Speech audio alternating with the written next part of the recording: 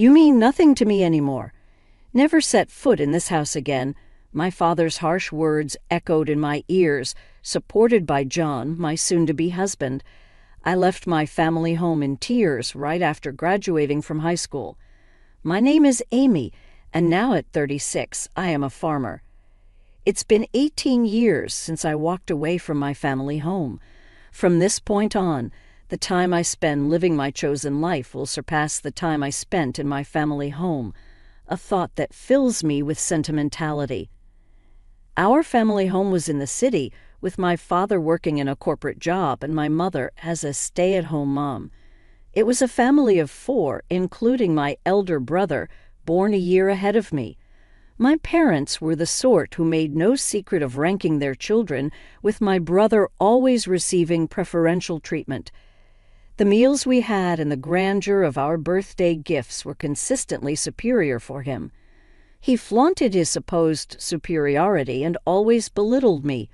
Loneliness and cries for attention punctuated my childhood, but my parents remained unyielding. I eventually gave up, and the turning point in my life came during the summer of my second year in high school. My brother, aiming for a top-tier university, was struggling with poor mock exam results. Frustrated, he vented his anger on me. My parents, treating him with utmost care, as if he were a fragile object, piled household chores on me, leaving no time for my studies. Because I outperformed my brother academically, they attempted to lower my grades to boost his spirits. It made no sense. It was during this time that a teacher at my high school mentioned a rural experience program, a 2-night getaway immersion in country life. Students could stay at a host farm, harvest vegetables, and cook together. It was an opportunity to escape my toxic home environment, and I bravely signed up for it despite my father's objections. He had always dismissed agriculture as a career for those who couldn't secure corporate jobs, while my mother scoffed at me, questioning my sanity for willingly embracing manual labor and getting dirty in the mud. I defied my parents' opposition and used my saved pocket money to participate. It was the first time I'd ever gone against their wishes, and it turned out to be an excellent decision for me. Starved for familial love, it was a truly wonderful experience. Working in the fresh rural air was invigorating, and I discovered the warmth of a family. The eldest son of the host family, John, was a year older than me and the same age as my brother. At first, I was wary because of his age, but John was nothing like my brother. He was kind yet firm, got along well with his parents, and was equally kind to me. John's parents were genuinely gentle people. Though it was only 3 days, parting from the farm left me in tears, and John's mom cried alongside me, saying, "You're welcome back anytime." I promised that I would indeed return. Since they didn't use their cell phones much, I started writing them letters regularly.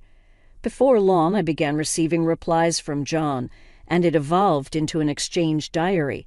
We eventually started dating, a pure long-distance relationship, without even a kiss. As my brother failed to get into his first-choice university and ended up in a third-rate private college, I became a college applicant. However, my parents pressured me to get a job instead of pursuing higher education, claiming women didn't need an education.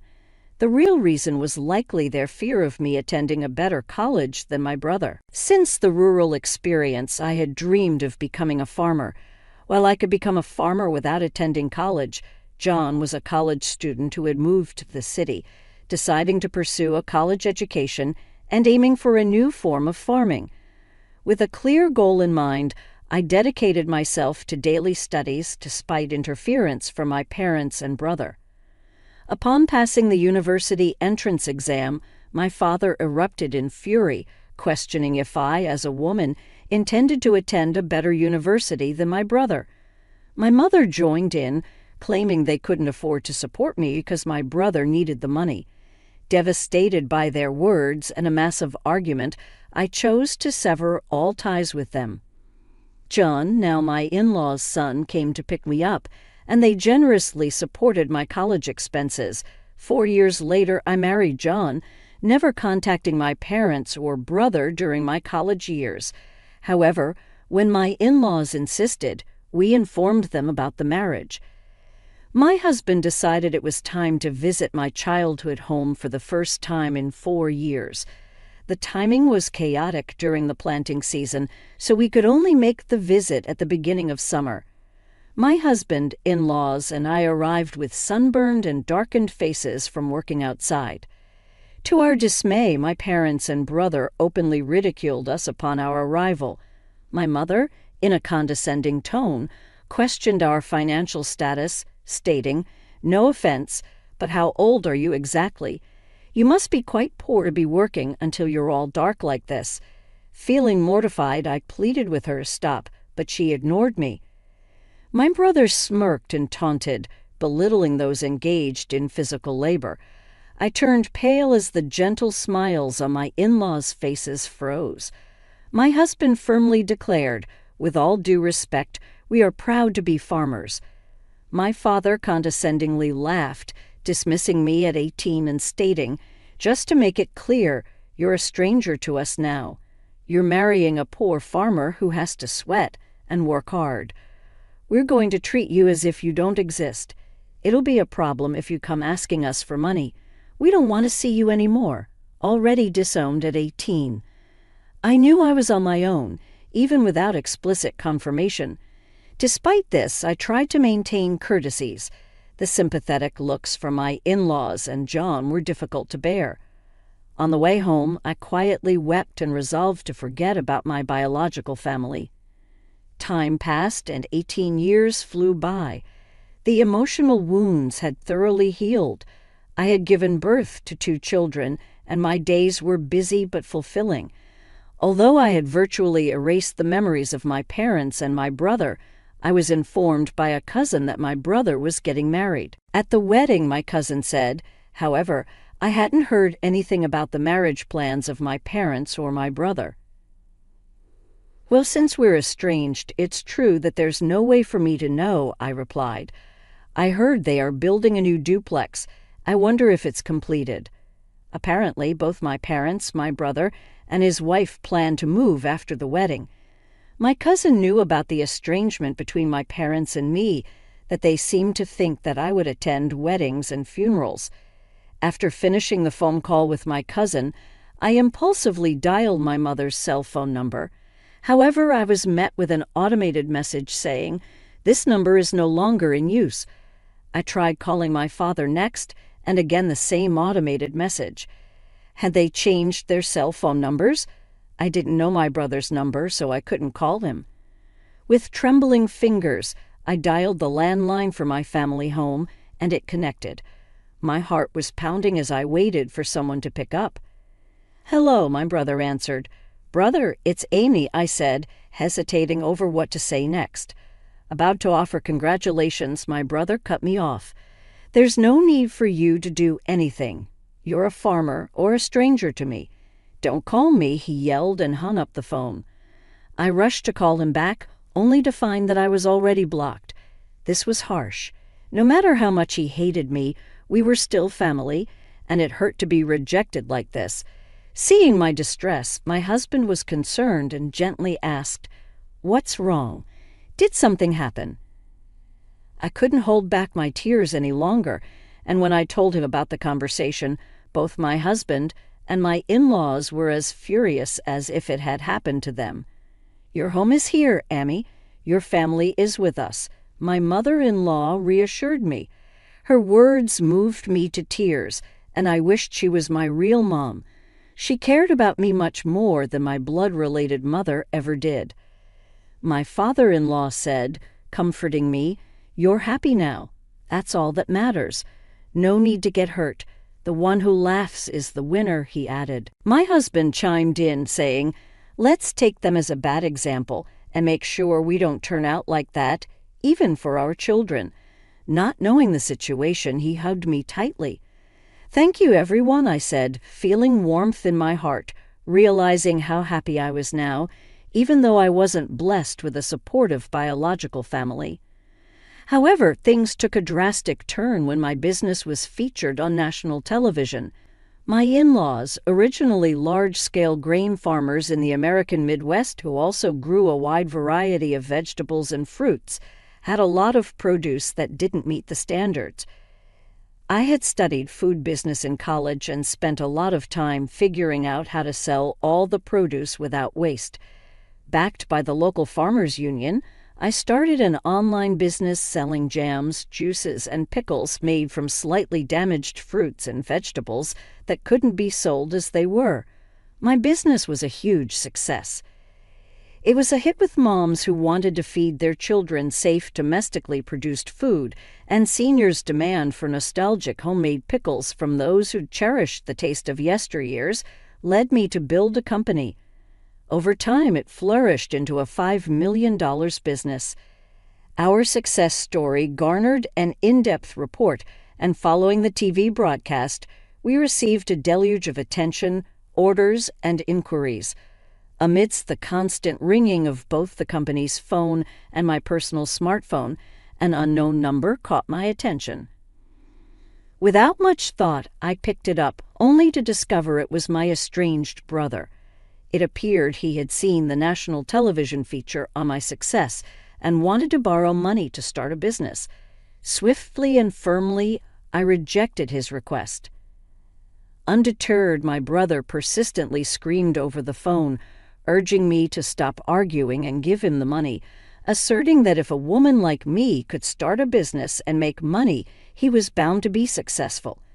The irony struck me.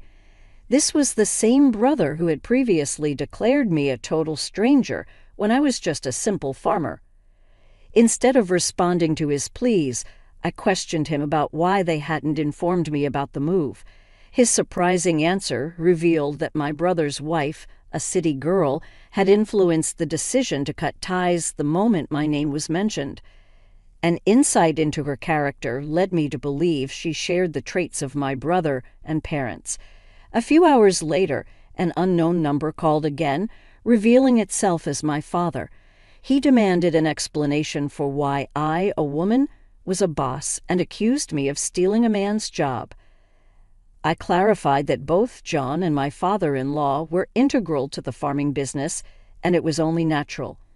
Though somewhat convinced, my father questioned why I hadn't contacted them. I reminded him that he had disowned me, promptly hanging up and blocking his number. Moments later, my mother called, demanding money, stating that I was making $500 million a year and should send funds home.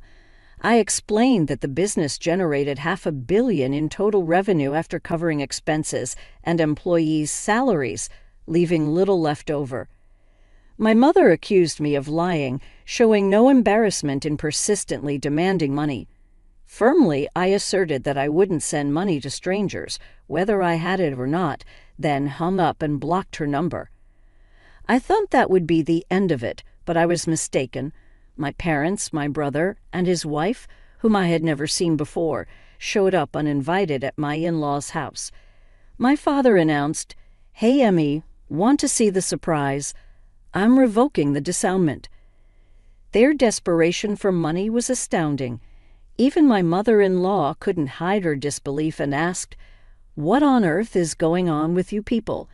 The discomfort was evident, and my father-in-law and mother-in-law glared at my parents in silence. Even the employees had gathered, staring at my parents with astonishment. It was clear that my brother was not welcome either, but he retorted, "The real blood connections are us. We have the right to share the money you earn too." The woman who seemed to be my brother's wife nodded in agreement with his words. I was seething. It wasn't so. Even though we share a blood connection, there was no emotional connection at all. You treated me like a stranger and abandoned me. The emotional scars from being abandoned by my biological family resurfaced, and I was on the verge of tears once again. Just then my husband John came and stood beside me. "Emmy is now a part of our family, even without you disowning her. We are perfectly happy. Please go home," he defended me firmly. The employees also spoke out against my parents, saying, "Were you thinking? How rude. There are many people on my side here. As I realized that this was where I truly belonged, I felt profound happiness. My brother grew angrier and yelled, "Shut up, you country bumpkins. You're all low-educated trash, aren't you? Obey what we say in silence." But John calmly replied, "Well, both my father and I are Ivy League graduates, and Amy has graduated from a well-known agricultural university." This revelation about our educational background seemed to catch my brother by surprise. "Why are you farming despite being graduates of top universities?" he blurted out. John responded confidently, "Farming is a respectable profession where we can fully utilize what we studied in college." I couldn't help but burst into laughter amidst the tension of the situation. "Brother, you've lost to John in everything," I said, feeling a sense of relief. Perhaps I had been too afraid of my brother and parents. I wanted to make it unequivocal one last time. "We are already strangers." I paused for a moment, deliberately shifting to a more polite tone. "So I can't lend or give money to strangers. Please, please leave. If you cause a disturbance or act violently, I'll call the police and take legal action." I made it clear that our ties were severed. My in-laws and husband moved closer to me to shield me from any harm that my parents and brother might cause. I was deeply moved by their protective presence, feeling truly cherished. The employees also chimed in, shouting at my parents to leave. My parents, brother, and sister-in-law glared at us with resentment, but had no choice but to retreat. According to a story I later heard from my cousin, my brother and parents had attempted to get rich quickly through a business venture, accumulating debts instead of seeking financial assistance from me. That arrogant attitude had led to a significant failure, and now they were on the brink of bankruptcy. However, I had no intention of getting involved anymore. For me, my work was thriving, and I was surrounded by a true family, including respectable in-laws, a loving husband, and adorable children. I treasured every day, savoring the joy of life. In the aftermath of the tense confrontation with my estranged family, life continued to unfold in remarkable ways. I found solace and happiness in the warmth of my in-laws and my husband John, who stood by my side unwaveringly. The unwavering support of my new family proved to be the greatest treasure I could have asked for. My business continued to thrive, and I expanded it even further, working alongside my dedicated team. The success of our venture allowed us to explore new opportunities and make a positive impact on the community. We continued to provide high-quality, sustainable, and affordable products to our customers, and our business became a beacon of hope for those who believed in the power of hard work and resilience. The love and support I received from my husband John were an endless source of strength and inspiration. We cherished every moment, raising our wonderful children in a nurturing environment filled with love and respect. The bonds between us grew stronger each day, and our home was filled with laughter and joy. Over time, I rekindled relationships with my extended family, including my cousin who had reached out to me. We forged deep connections based on trust, mutual respect, and shared values, a testament to the fact that family goes beyond blood. It is built on love, understanding, and shared experiences. As for my estranged family, they continued to face their own challenges and consequences. I wished them well from a distance, but remained steadfast in my decision to focus on my own path. The scars of the past were no longer an open wound, but a reminder of the strength and resilience I had discovered within myself. In the end, my story was one of triumph over adversity, of finding love and belonging in unexpected places, and of building a life based on my own values and aspirations. It was a testament to the power of choice and the incredible capacity of the human spirit to endure and thrive in the face of challenges. With the passage of time, my business continued to flourish and evolved into a community-focused enterprise. We started supporting local farmers and artisans, expanding our product range to showcase the talents of our region. Our commitment to sustainable practices, along with our dedication to quality, gained us a loyal customer base. This connection with our community allowed us to give back in various ways, from supporting local charities to hosting events that celebrated our shared values. As our children grew, we instilled in them the importance of hard work, empathy, and resilience. They witnessed firsthand the importance of family, not solely defined by blood, but by love and shared experiences. Our home became a sanctuary for their growth and development, fostering an environment where they felt loved, nurtured, and encouraged to pursue their dreams. The support from my in-laws remained unwavering. They were not just in-laws, they were the family I had chosen, and I couldn't be more grateful for their love and acceptance. My mother-in-law, in particular, became a cherished friend and confidant, offering her wisdom and guidance as I navigated life's challenges. Meanwhile, my cousin and I continued to build a strong and lasting bond. Our regular interactions allowed us to strengthen our connection, and we often found ourselves sharing life's joys and challenges. This relationship was a testament to the enduring power of chosen family, where genuine love and understanding prevailed. In the broader scope of life, I found solace in my decision to leave the past behind. While my estranged family faced their own trials, I focused on the present and the future. My husband, my children, and the people who surrounded me were my pillars of strength, reminding me that a loving, supportive family can be found in unexpected places. My story serves as a reminder that family is not solely defined by blood ties. It is a connection born from love, shared values, and mutual respect. Indeed, I had come a long way from being disowned by my biological family, and the journey had made me stronger, more resilient, and deeply appreciative of the true meaning of family and the love that can be found in the most unexpected places.